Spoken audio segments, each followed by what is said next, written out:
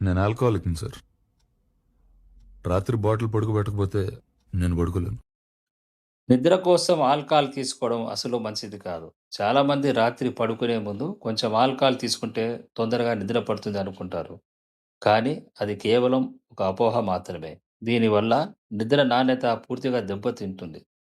దీని వెనుక ఉన్న అసలు నిజాలు ఏమిటంటే, మొదట్లో ఆల్కహాల్ తీసుకోవడం వల్ల మగతగా అనిపించినా, తీసుకున్న వెంటనే మెదడు రిలాక్స్ అయ్యి త్వరగా నిద్రలోకి జారుకున్నట్లు అనిపిస్తుంది.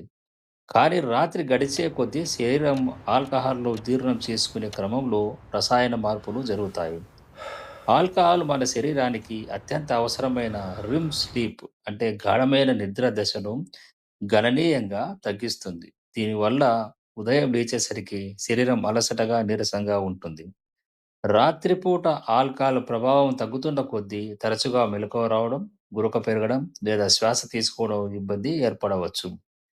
ఆల్కహాల్ వల్ల రాత్రి సమయంలో తరచుగా మూత్ర విసర్జన కోసం బాత్రూమ్‌కి వెళ్ళాల్సి వస్తుంది.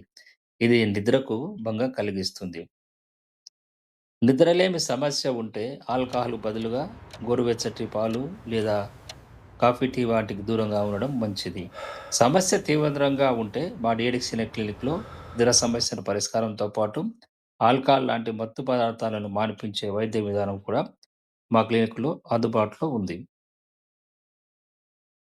మద్యపానం, ధూమపానం, గుట్కా, ఖైనీ, గంజాయి లాంటి మాదక ద్రవ్యాలకు బానిసైన ఎంతో మందికి గత 33 సంవత్సరాలుగా హోమియో ద్వారా డీ అడిషన్ ట్రీట్మెంట్ ను అందిస్తున్నారు డాక్టర్ వై జయరామిరెడ్డి గారు. వెంటనే సంప్రదించండి 9885536313 9866844665.